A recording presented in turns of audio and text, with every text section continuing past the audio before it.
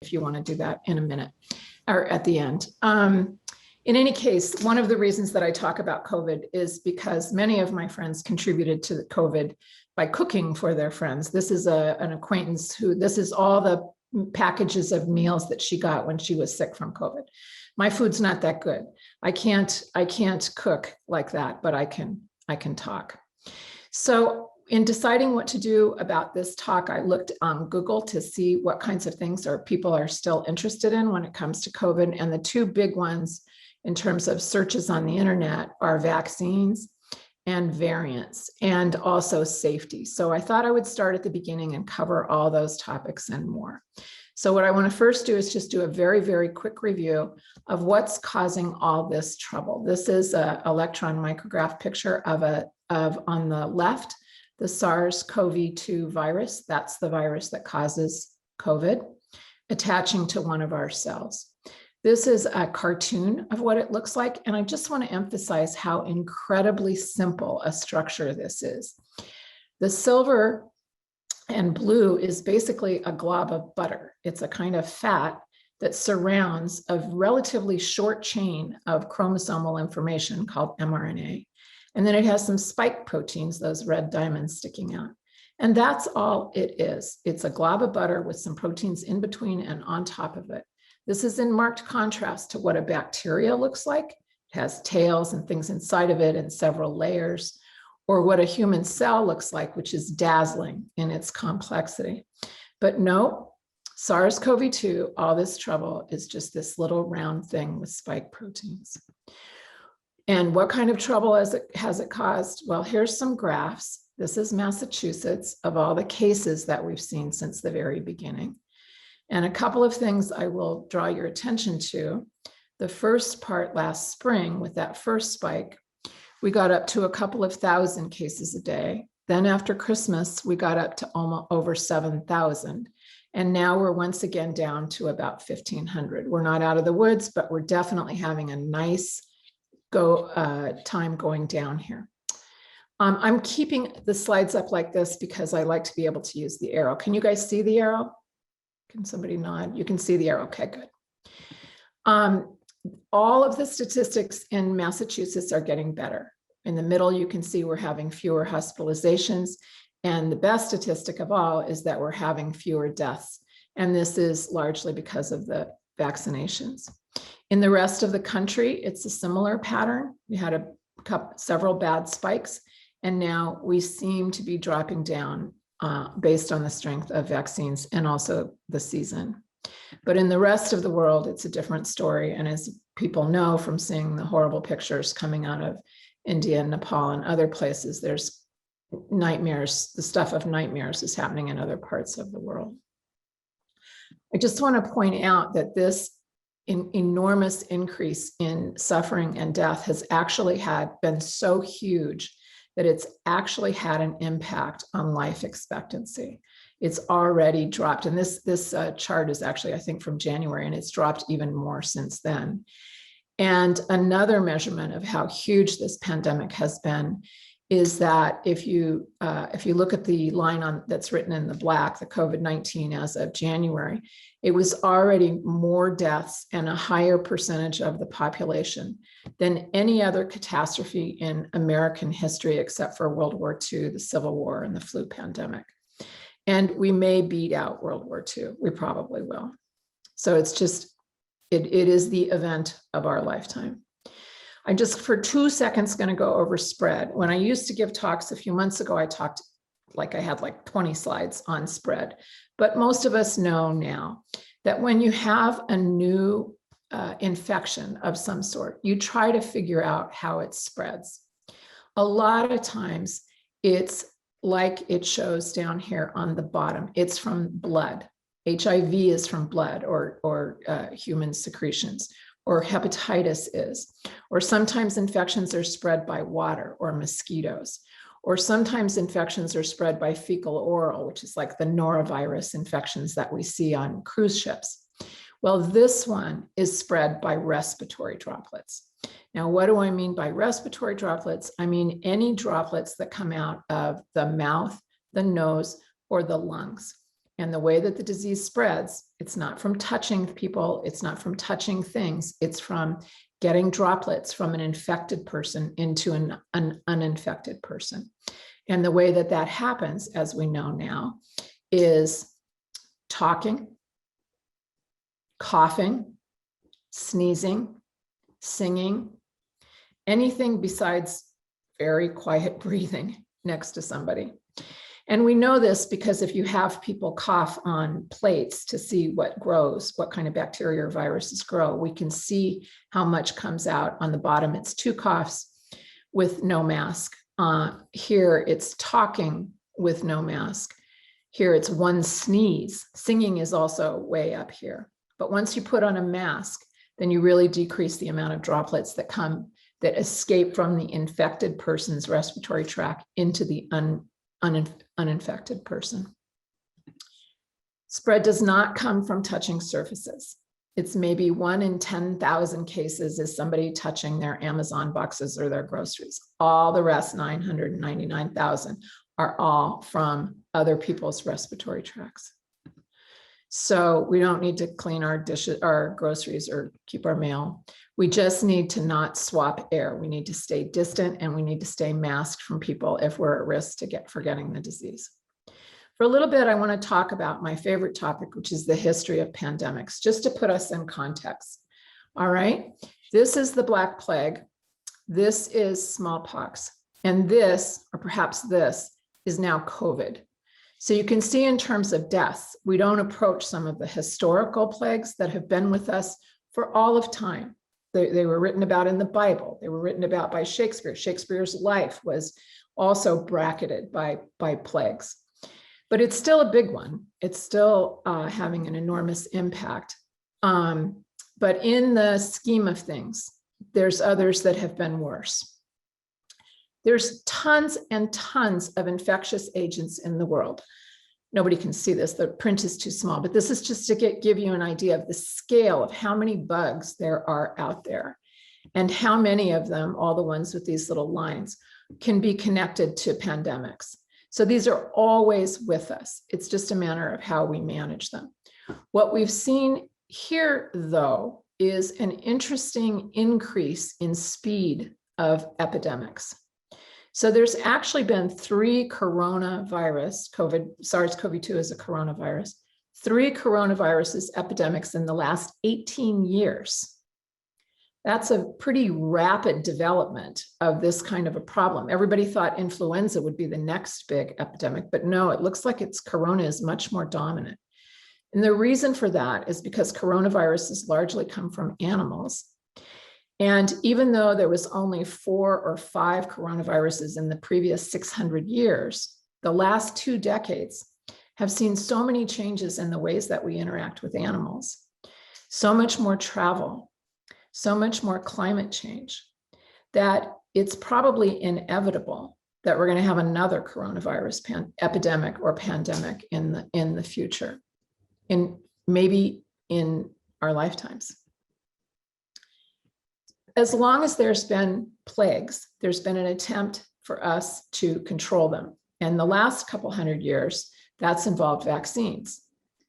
It's a relatively new development, but now it's very, very much a part of our life. We vaccinate our kids with these first like 8 or 10 vaccines when they're little. And then when they're adolescents, we give them the meningitis and HPV vaccines. And then even as adults, as older adults, we still completely expect and are pleased to be vaccinated against shingles and pneumococcus and the flu, and now COVID.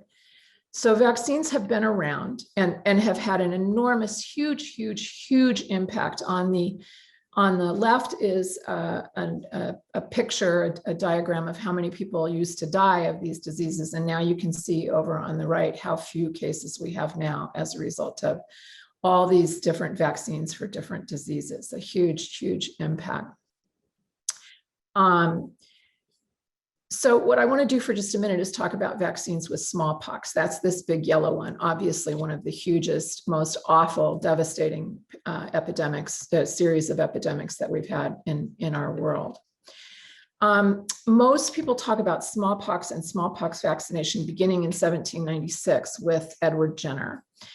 And that is true. He was the first white guy to vaccinate in a way that caught on. So this is a picture of him, a famous picture of him vaccinating a child in England. There's a cow over here on the left because he would take cowpox and inoculate it into the arm of a small child. Also, the cow maid was going to get it done. And this turned out to prevent smallpox. He was, however, not the first person to do this. They'd actually already been doing large-scale projects of getting Chinese people vaccinated against smallpox in the 1600s. And a woman, expatriate, a woman that, an English woman, an English aristocratic woman named Lady Montagu, had been disfigured by smallpox as a child. And this was a devastating thing to happen to a woman. To lose her face beauty could, push her off the marriage market. So when she moved to Turkey, where there was a lot of smallpox, she was extremely anxious to not have her children suffer the same way. And when she saw natives in Turkey inoculating each other, she decided to try to do that. She did that to her own children. She did that to all of her servants' children. And then she tried to bring it back to England in 1717. So this is almost 100 years before Jenner. The most well-known smallpox project was actually in Boston. It was with Cotton Mather, who became very interested in his slave, Onesmus, description of how Africans inoculated themselves, particularly on slave ships, because they knew it was common knowledge that if you came to America, you could get this terrible disease. And they had learned that they could self-inoculate each other and have a good chance of being immune to smallpox. And the line, the famous line is that when Cotton Mather said to Onesmus, he said, do Africans get smallpox? And he answered, well, yes and no. Yes, that they inoculated themselves, so they got mild cases, but no, they didn't get it and die. So Cotton Mather was very interested in this, really pushed it, and he found a doctor named Boylston. And when an epidemic began to hit in Boston in 1721, he convinced Dr. Boylston to inoculate some of the population. And he had fantastic results where only 1 in 40 people that had the inoculation died of smallpox. Sorry, did I say that wrong? In any case, a tiny minority died if they got the smallpox vaccine. Unfortunately, a few people who got the vaccine died of the vaccine.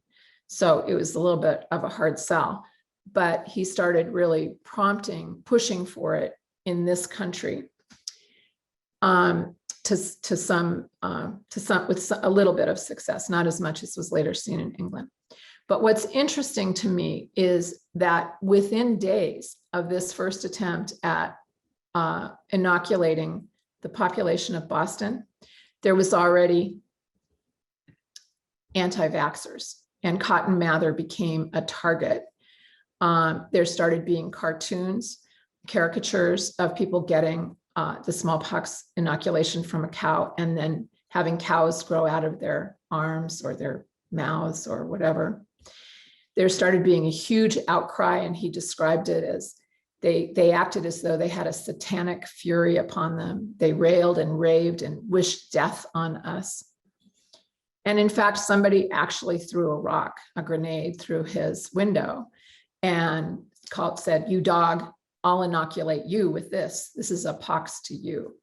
So what I'm trying to get across is that from the very beginning and into and very much after the time that Jenner started big programs of vaccinating, there was immediately outcries from the standard physicians saying, it doesn't work, it doesn't last, you shouldn't do this, it changes the natural course of things. There began to be lots of pamphlets and books that were anti-vaccine. This is during the 1800s. There was even instructions that you could get on how to fill out a form to get out of mandatory smallpox vaccinations. And there's a wonderful article that was in the British Journal that described anti-vaccination standards, themes from the 1800s and how similar they are to the ones that we see now. So back in the 1800s, people were saying that vaccines could cause illness. And now there's been lots and lots of that now, starting with the completely untrue threat that people had that autism could be caused by vaccines. In the 1800s, people said vaccines were for profit, or they were a cocktail, or it was the truth being covered up. Very much libertarian stances that this represented governmental tyranny, that vaccines didn't last anyway and didn't work, and that clean living could work. Well, history, as all of us know of a certain age, history has an incredible tendency to repeat itself. So here you see these exact same attitudes and themes in the anti-vax movements that are happening in the United States, Germany, Russia, extremely well-funded and very deliberate. That's in Portland. This is in Vancouver. We won't live in fear. This is governmental tyranny. So, as I said, as we know, history has a tendency to repeat itself. So let me just talk briefly about our wonderful, fantastic, miraculous vaccines. When history is written about what goes on here, it's nearly unbelievable what happened with vaccines, that they could create a vaccine that could have such an enormous impact, where if you got a placebo in the clinical trials, you had a high chance of getting disease. And if you got the mRNA vaccine, you had about 12 days where you were really at risk, at the same kind of risk to get COVID. And then all of a sudden, your risk just flattened out and practically vanished. Not completely, but practically.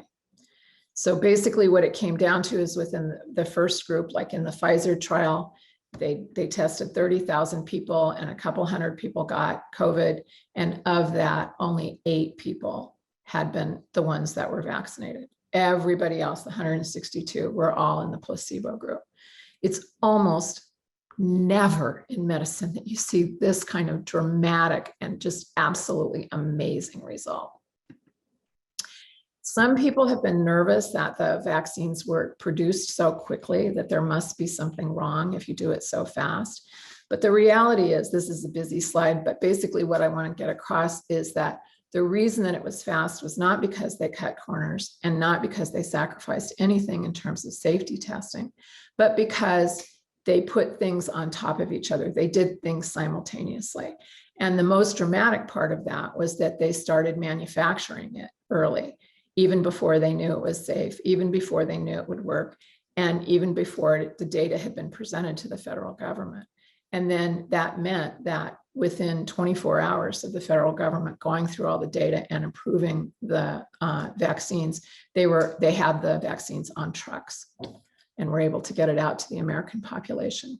And now we've made, after a kind of rough start, we've made really wonderful progress. This shows that Massachusetts is the second or third best state in the country now in terms of progress of getting our population vaccinated. So just again, so unbelievably effective in the trials that looked at 30,000 people each. Well, it turns out in real life, it's also unbelievably effective. So this is a relatively recent chart showing the absolute drop-off here of deaths in nursing homes. And I'm going to show you this again in a minute. But as soon as we got people in nursing homes vaccinated, we started instantly, within 12 days, started seeing a drop-off in the number of cases and now the number of deaths. Likewise, in Israel, there's just no graphs like this in the world in medicine. You never see something that's this effective, but we are seeing it in real life. So this is Israel a couple of weeks after their gigantic 80% of the population vaccinated, starting with older people vaccinated. They've actually now had days where they've gone from catastrophic numbers down to 1. And I believe they've even had a couple days with none. So vaccines, it can happen. It can happen that cases break through, but they're rare. They're usually not consequential, and they almost never result in death. So it's a whole new ballgame. Now, they do cause side effects short term. We're not seeing any long-term side effects. We have not seen any serious long-term sequelae in any large number of people. There was the issue with the blood clot. There is the issue with blood clots with the Johnson & Johnson, but that's still looks like it's 1 in a million. Everything else is less than that. And the side effects that we see from actually getting the shots, I don't even like to call them side effects, I just sort of call them vaccine reactions, happen in about half the people that get it, and much less so in older people. And the best side effect, of course, is that we get to start to resume a new life, which for most of us means getting to be with our loved ones again. That's the best side effect of all of our vaccines. So I just want to do a little bit of myth busting very quickly. Probably all of you know this by now, but I just want to be sure that we're all on the same page. That if you ask me, will a COVID-19 vaccination protect me from getting sick? The answer is yes. Not 100%, but way up in the 90s. Will it affect your DNA? No, the components of a vaccine cannot affect your DNA. They cannot affect your chromosomes, and they cannot affect your young people's ability to have children or be sterile or miscarry or anything. No impact.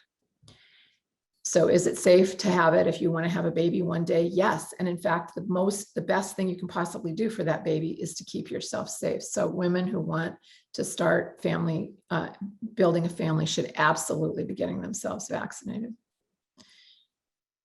Do you get, this says, can a COVID-19 vaccine make me sick with COVID-19? The answer is no. It doesn't have COVID-19 in it. It doesn't have the SARS-CoV-2. Will tests be altered? No, it still gives accurate tests.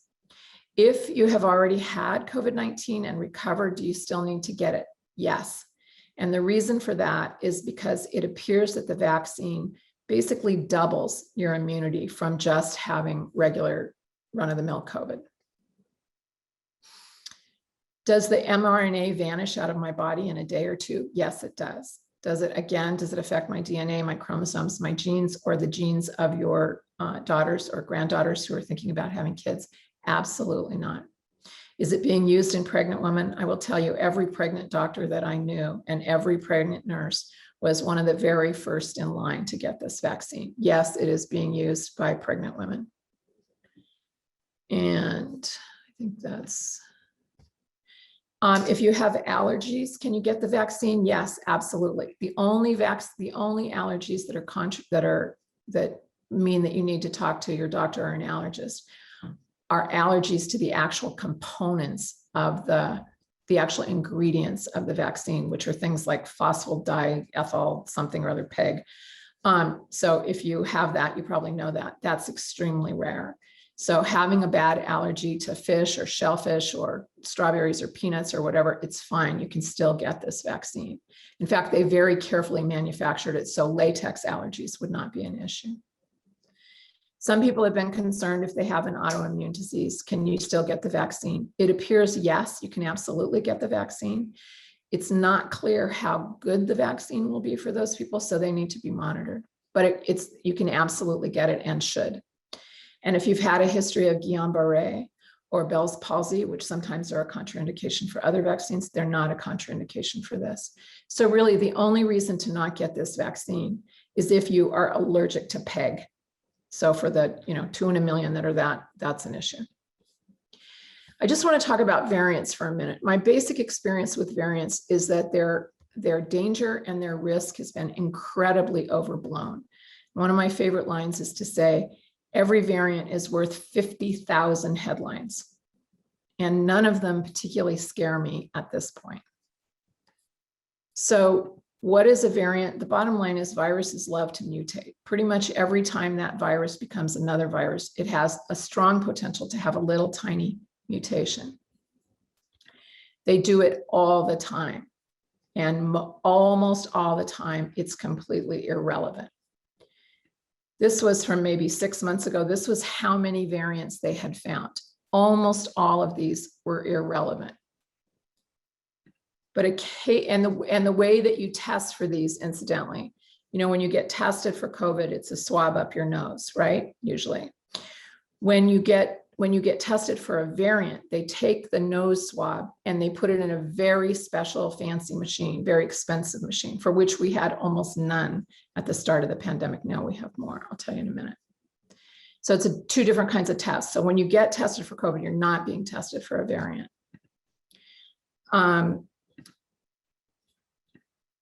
At the start, as I mentioned, there was very poor testing through the CDC for variants. In January of this year, prior to this administration, they were able to look for variants 275 times a day. I mean, how ridiculous. Now they can do 275,000. You know what, actually, I think I misspoke here. I think that's per week, but still, it's orders of magnitude better now. So what they've discovered is that there's 3 variants that are of interest or of concern, and a few others that they're looking at very closely. And like I said, every one of these is worth 50,000 headlines, but what we have to study with each of these variants is whether they're more contagious, and some are, or whether they're more deadly. And so far, it doesn't look like any of the variants are more deadly, which makes sense, because if you're a virus that wants to mutate, you want to spread. You don't want to get so lethal that you kill everything that you come in contact with. So it's not to the virus's advantage to become more deadly. So it doesn't happen that often. And it does not seem to have happened yet with COVID. Another question is whether reinfection could be possible, and it's possible, or whether testing could be altered, like whether you could get false results. And it appears that has not been a big issue. We can still pick up on our regular nose swab testing almost all the variants. The biggest question is whether a variant can escape from a vaccine, whether a vaccine can become no longer powerful as I've shown you, against a variant. And so far, that has not seemed to be a big issue so far. So right now, when it comes to variants, despite the 50,000 headlines that scared everybody to death, we really are okay. We have not come across a variant that is, you know, a superpower, you know, more transmissible, more lethal, ineffective again from a vaccine. So some have become more dominant, some have reinfected, but we have not seen any have major or certainly complete escape from the vaccine. So if there's anything that I hope that people take away from this talk, it'll be variants have to be watched. That's why they're called variants of concern or variants of interest. Our scientists, we have to be able to test for them. Our scientists have to be able to watch them, but they're not called variants of freak out. They're not called variants of terror at this point, okay? And you know what? Even if a variant does mutate and does become dangerous to us in some way, we can always reprogram those vaccines and get a booster. It's really not that big a deal. So right now, we're okay. All right, let me just talk a little bit about, presumably, most people have gotten vaccines, and you're one of the vast majority of people in Massachusetts who've gotten vaccines. So I want to talk a little bit about post-vaccine behavior. And I don't want to give you a lot of rules. I want to give you a way to think about it. How are we going to change our behavior now that if we're double vaccinated, fully vaccinated, and the definition of fully vaccinated is 2 weeks after your last vaccine, okay? So 2 weeks after Pfizer, 2 weeks after Moderna, and 2 weeks after Johnson & Johnson. So the main thing to think about is, if I've got the vaccine, I'm pretty protected from the disease, not 100%, but in the 90s. So I have a low chance of getting it. Do I have a chance of giving it if I get it? So that's a really critical thing to think about. What is my chance of transmission?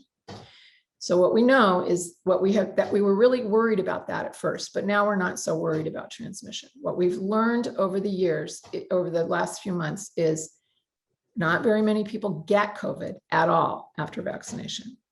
Not many people, even fewer people actually carry it. And even fewer than that, people spread it. So you really are at low risk to get it, and you're at low risk to give it. but it's not no risk. It's just low risk. It's way, way lower risk, but it's not no risk. So we still have to go through a similar kind of decision tree as we did before we were vaccinated. We need to think, if we want to go hang out with somebody, is that person vaccinated? If they're not, they're in the same way that, we were 3 months ago.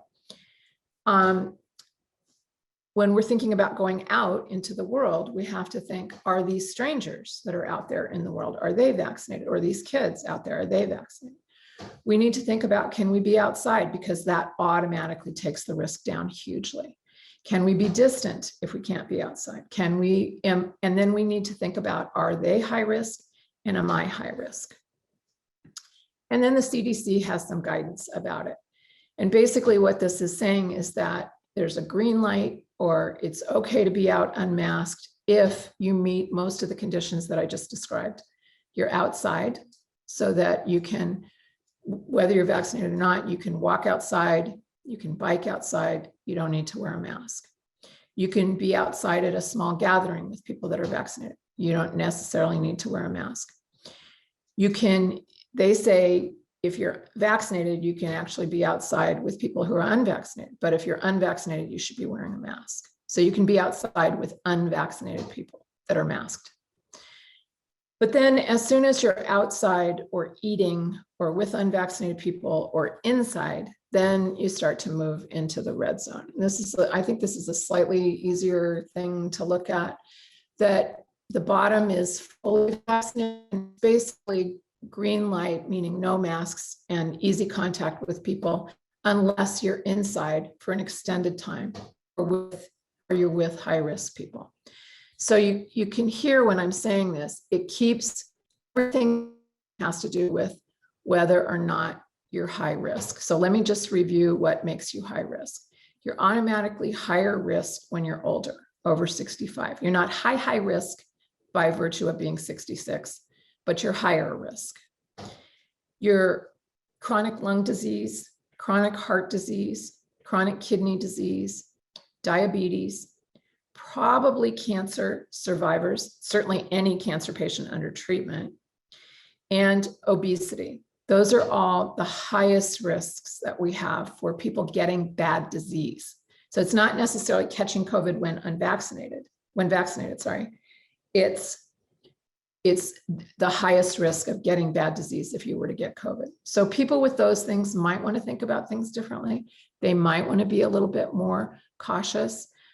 They might wear a mask outside if they're with a crowd of people that they don't know. One might modify one's behavior on one's own risk factors, okay? And if you do wear the mask, you want to be sure and wear it right, which, as you can see in this picture, is nicely demonstrated by the dog, nose and mouth. So I want to just spend a couple minutes, where are we with this? Yeah, good. I want to spend just a couple minutes talking about sort of coping with the pandemic. I think, well, as I'll show, there's been huge issues with psychosocial stress and emotional well-being for a lot of people during the pandemic. If you Google the word depression, you can see over the course of the pandemic, there's been a steady increase at all times of people looking for what to do about being depressed. And there's been many studies already that have shown that people have had a lot of psychic unwellness during this. But I will point out what's interesting here, like if you look at, let's see, what's a good column to show you. This is who's had high levels of psychosocial distress. The highest levels of psychosocial distress have been, it's almost 40% in people ages 18 to 34. It's actually much lower in older people. Now, part of this, I think, is obviously, if you have, a two-year-old and a 12-year-old in your house and you're losing your mind over homeschooling, et cetera, that can certainly lead to a level of distress that a lot of grandparents don't have to deal with. But I also like to think that as we're older, we have more and better ways of coping. And we've been through a lot, and we have a track record of coping with adversity. So I think that that contributes a little bit to the fact that it hasn't been quite as hard on some older people than it seems to have been on younger. The way that the psychosocial distress manifests itself is largely through change, and is measured is through changes in behavior. And it's been interesting. They're already starting, we'll see hundreds of articles about this in the future, but it's been interesting to see already how they found that people have changed their behavior. It's not as much as one might have thought. I think we hear a lot about people drinking more, and indeed in the first couple of months of the pandemic, apparently the liquor industry had 200% increases in consumer purchases. But it seems to have evened out now where, yes, some people, 15% of people have increased their alcohol consumption, but 8 people decreased, and most people stayed exactly the same.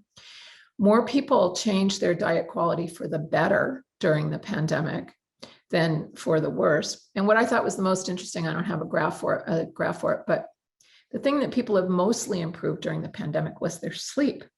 Isn't that interesting? And since I think good sleep is the key to good health, I think that's wonderful. But right from the start, we all ended up, almost all of us, ended a lot more on our screens. And today is a perfect example. No matter what the weather might be like outside, we're on our screens. And that happened, boom, instantly on March 13th. Netflix, Nextdoor, everybody noticed that what happened. And the problem with that for me is that on the internet, as well as in the newspapers, it's bad news that sells. So I did, a little Google search with this stuff, and you can see that, if you Google bad news COVID, you get almost 3 billion hits. But if you say anything good news about COVID, you get 6 million. And in every way that happens, that the 90% of the news about COVID has been negative, and probably 80% of it has been inaccurate. So if bad news sells, how does one cope with that kind of news? And I have a few suggestions. The thing that I discovered in my journey during COVID was that I spend very little time on newspapers or on the internet getting mainstream news. I got almost all of my news about COVID from YouTube, from podcasts by physicians and scientists who are trying to solve the problem. And I realized after about 6 months that hanging out with people that are problem solving, that are curious and anxious to make the problem get better, is way different than reading headlines and articles about people whose job in the news media is to list problems and exaggerate problems and get you to focus on problems and get you to click. So in an effort to not end up like this guy, who you can see has fallen asleep on all his electronic cords, here he has his headphones and here he has one of his plugs in, it's literally embedded into his skin. I think it's just a perfect example of how under our skin this can get. I want to remind people that the constant acquisition of news gathering has actually been shown to represent and cause self-harm. That people that read the newspaper often have higher blood pressure. They feel more isolated. People that are news hounds have been shown to have higher levels of pessimism. And my goodness, during this pandemic, with the level of misinformation and deliberate disinformation, it was even worse. Depression and actually non-resiliency. The passive acquisition of news has been associated with not being resilient. And so, as I mentioned, I try to just use trusted writers and trusted scientists. And I've also come up with a list of words that I think if you read them in a newspaper article or an internet article, you should just stop reading, because these are signs that this is conjecture. It's not fact. It's not what's going to happen. It's conjecture. So if you read an article that says a preliminary finding, you should just stop reading. Or scientists wonder, or raises the question. None of this is facts. This is all a newspaper writer, God bless him, but a newspaper writer trying to sell a paper, right? So, or far from a foregone conclusion. That's my favorite. The ones that say, while this horrible event that might happen is far from a foregone conclusion. It's possible that this horrible event might happen. It's like, I don't need to read that.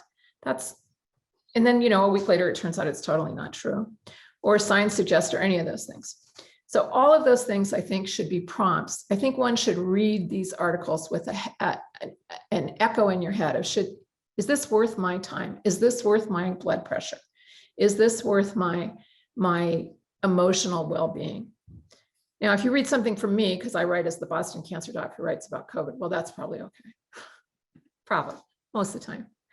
All right, I want to close out in just a minute, but I just want to leave you with a little bit of good news. We've been through the buck in the forest nightmare. We've been through loss and uncertainty and dreadful communication and bad leadership and many horrible politics. But we're really coming out on the other side at this point. And I think we're going to get to a point where we're living with COVID like the way that we live with influenza. The brightest star for me is the fact that we have a wondrous leadership in the CDC, that Rochelle Walensky is the new head of the CDC. She's an old MGH woman. She's fantastic, all the right stuff. We have great leadership at the FDA. We have tons of money pouring into the problem, which helps everything. And we have an absolutely world amazing speed of scientific knowledge. So you remember I described to you that my life was so influenced by AIDS and HIV. So I started medical school in 83. I started taking care of patients in 79. They didn't even know that AIDS existed. I started medical school in 83. They still didn't know HIV existed. In 85, they found the virus. In 87, they made a test. It wasn't until the 90s that they had a single drug. In contradiction, look at this. On December 30th, China found some samples in people's respiratory tracts and they sent them off. And on January 10th, the entire world knew the entire gene sequence of this virus. 10 days, maybe 11. So we have this world record of speed of scientific knowledge, which is being disseminated like nobody's business. This is graphs of how many articles have come out about COVID since it started. It's just this absolute wind tunnel of knowledge and information and scientists and researchers and doctors working on it. And these are the results. So this is a graph that I'd mentioned earlier of nursing home deaths. And the top graph is the graph of nursing home deaths at the end of January. You can see how, it was this terrible, terrible, terrible climb. And then vaccines started, and it looked like it was maybe going to start going down. And so then that's the end of January. And we pick that up right here and look what happened. It not only went down, it went down even steeper. And now it's down to almost the baseline of what we would expect in terms of nursing home deaths. So for all intents and purposes, at this point, COVID is almost a non-issue in many of these places. And if we can get enough of us vaccinated, it'll be the same for us here. This is when it happened in Israel. I mentioned to you that they started vaccinating the elders first. And the second that they vaccinated them, the numbers went down. At this point, when they made this graph, this was the younger people hadn't been vaccinated. COVID was still everywhere. They were still getting it like gangbusters. People in their 20s and 30s were getting it like crazy, but not the elders. And that's continued. And now we're at the point where they have few cases. So the bottom line is science is going to get us out of this mess. Science will absolutely win. And this is a line from Maya Angelou that all storms run out of rain. And my line is that all epidemics always end. And this will, thanks to our scientists, thanks to our glorious researchers, and most of all, thanks to our absolute heroes, our healthcare workers. So that's the end of my formal talk. And I will take away my screen sharing and see if anybody has any questions. Thank you. I want to say thank you, Robin. That was wonderful. Very, very thorough and very enlightening. Thank you. I love the positive snap at the end. So thank you. Yeah. I think there are some questions in the chat. Okay. To address some of those. Yeah. Okay, I can see them, so I can just run through them if you'd like. Okay, great, thank you. Okay, all right. So the first question that I see that I can answer is, my grandson is almost 6. Should he get vaccinated? He should get, I would say he should get vaccinated. There's going to be some debate about whether kids who don't get very bad disease and almost never die, whether they need to get vaccinated. But I certainly, if I had a 6-year-old, I would do it. They can't do it yet because it hasn't been tested in 6-year-olds. It just this week, in the last few months, it was tested in kids from 12 to 15. And just this week, it was approved for use in kids 12 to 15. Now they're studying the kids who are between like 7 and 12, something like that. They're studying them. And then in a few months, they'll have that data to make sure it's safe and effective for them. And then it will be approved for them. And then after that, it'll be the kids 6 years down to maybe 6 months. So hopefully the 12 to 15-year-old kids will be able to be vaccinated in the next couple of months, May, June, July, certainly in time for school. It's possible that the younger kids will be able to be vaccinated in the fall. And then the really young kids, probably early next year. It might more or less with a month. Okay. Will the vaccine be less effective for people whose autoimmune disorders are presently in remission? I think we don't know that yet. I think it's all theoretical. And I would be in close contact with my autoimmune doctor about what they're learning about that. There's theoretical reasons to be concerned, but one thing we've certainly learned through COVID is that just because you're theoretically afraid something might happen doesn't mean it's going to happen. So I'm not terribly pessimistic. All right, here's a very specific question about a massage therapist working in a nursing home. Is it safe to be giving an hour massage? If both people are vaccinated, it's pretty darn safe.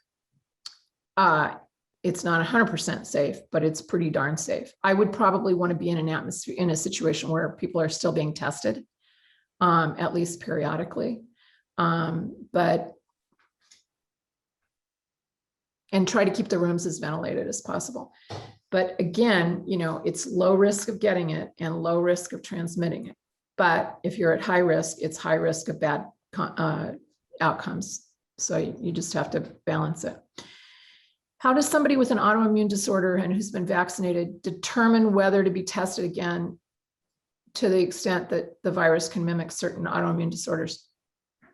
Determine whether to be tested again to the extent. So there's 2 ways that I'm interpreting this. One is if you're having symptoms that might be viral, might be COVID, or might be the autoimmune disorder, should you be retested? Yeah, I think so. Yeah, I think you should be retested anytime you're suspicious, particularly if you've had any kind of exposure. If you went out to dinner at some restaurant or something and then you have symptoms, I would definitely go get tested. We're not done with testing. The other question maybe that's being asked here is, no, I don't think it's being asked here. Never mind. Okay, when do you feel massage therapists can safely be given massage therapists to seniors? Again, same question. I think we have a crowd of massage therapists maybe, or people that love massage. I think everybody should be tested and everybody should observe good hygiene. But it's not an overtly unsafe situation like it was. How safe is airline travel for vaccinated persons at this time? That's a very good question. We don't really know. What I will tell you is it's probably safe. And I would absolutely wear a mask. I mean, hanging out for a few hours with people that you don't know is inherently a higher risk situation. So A, the federal government is telling you you need to wear a mask, and B, I'm telling you, and common sense is telling you, you should still be wearing a mask. I will say that I think that the risk of airline travel has not been particularly borne out. The only absolutely clear cases of transmission with masks have been on flights that have been more than 12 hours. And it's only been a few. And in this day and age, that if people caught COVID on planes, it would be all over CNN in a nanosecond. So I don't think it's like it's not happening. I think it's not hideously unsafe, but it is, it is less than a no risk situation. It's definitely riskier than not, but I don't think it's high risk. with a mask, and I wouldn't eat. And if people were eating around me, you know, I'd tighten up my mask.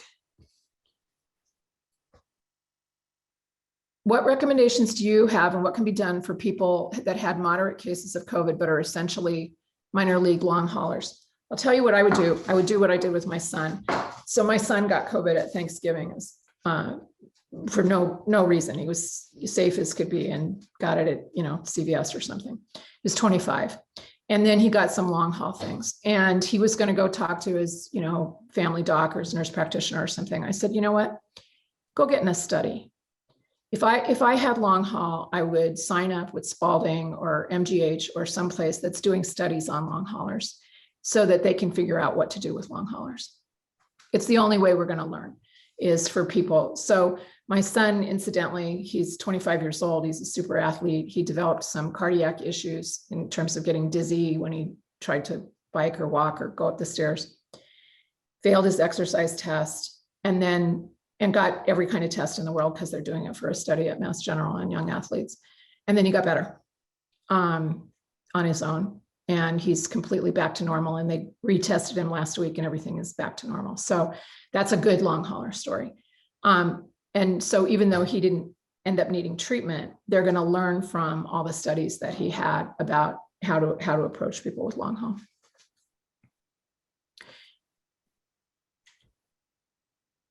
People who, so here's a question about, have you found any argument with people that won't get the vaccines, especially those who are needles averse?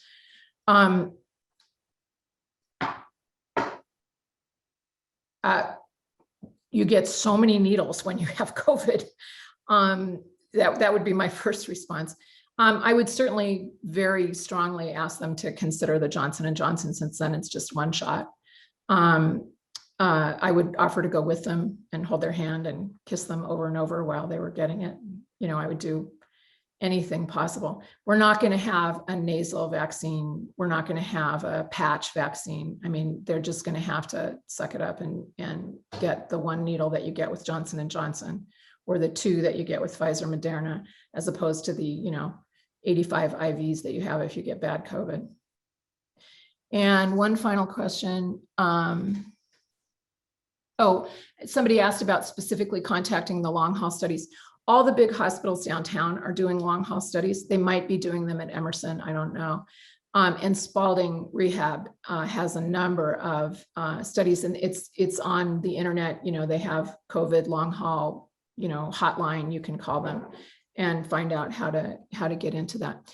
Is there any transmission from surfaces and groceries? That was a huge fear at the start, and it's been completely debunked.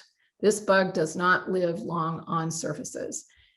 It would have to be an extremely rare, unusual combination of events, you know, where somebody coughs a big goober and you happen to put your hand on it and you happen to inhale it in time for it to not break down. It's vanishingly rare. The CDC or somebody now estimates that it happens 1 in 10,000 cases.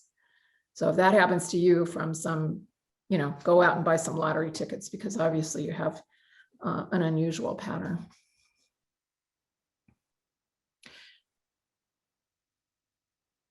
What is the public to do when other doctors, such as Dr. Christian Northrup, seem to be against the vaccine? Oh, I can't believe that's true. But you know, a big question. Well, first off, I write about this stuff all the time, so you can tell people to go read me. I'm on Facebook and other places, and they can.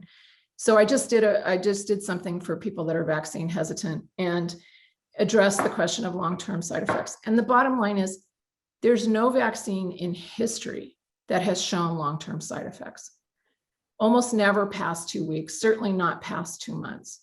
And now that we've had, I mean, one thing that I tell people that seems to be helpful is I say, first off, we don't see long-term side effects in any other vaccine. There's no reason to think we would have that with this. And just because it's made with mRNA, we've actually been looking at mRNA compounds for 15, 17 years, and we haven't seen long-term effects. So I'm not concerned about long-term effects, but I understand being concerned about a vaccine's overall safety record. And I felt that. And so I say this to a lot of people, you know what? I didn't sign up for a trial. I'm not that brave. I didn't want to be one of the first 100,000 to get this new compound checked on me. And in fact, I didn't do it after 300,000. I didn't do it after 3 million. There's a famous virologist who invented a bunch of vaccines who said, I never breathe a sigh of relief until it's been in 3 million arms. Well, 3 million wasn't even good enough for me. I started thinking about getting the vaccine at 3 million. I didn't actually sign up until there was 7 million. So 7 million people had gotten the vaccine. I figured if there was some wacko side effect, we would certainly see it by 7 million, which is exactly what happened with Johnson & Johnson. They didn't see it with 2 million, the clots. They didn't see it with 4 million. They had to get almost to 8 million before they finally, before it became apparent that this was an issue, a tiny issue, but an issue. So I waited till 7 million. Right now in the United States, I think the number is 200 million. So if somebody is afraid of effects, what number is going to work for them? I think sometimes when people think about that, it's like, oh, okay, well, wait, you're right. We're not in the early stages of this vaccine anymore. This is probably one of the safest compounds invented in the history of the world. And we know that because it's been tested on this gigantic, if it's 200 million here, what is it, a 500 million in the world? We definitely know what this vaccine causes. So that's how I address it. Okay. How can others access this presentation? I will lead this to our fearless leaders. Thank you again, all of you, for attending and listening. And like I said, wanting to make the world a safer place. I really appreciate it.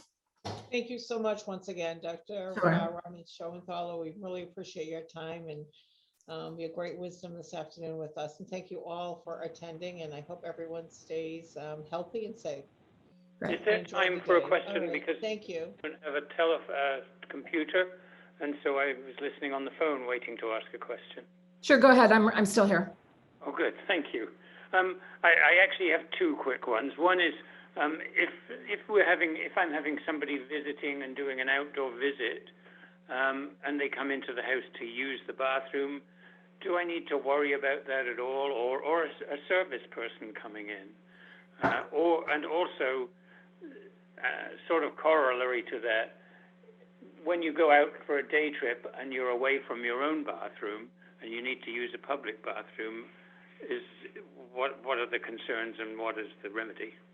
Yeah, the bathroom seems to be not the risk that we thought it was. It seems to be a very low risk situation. I think the most important question to ask your service people or the people that are coming in is, are you vaccinated? If they're vaccinated, then they have a very low risk of getting it, having it, transferring it, carrying it.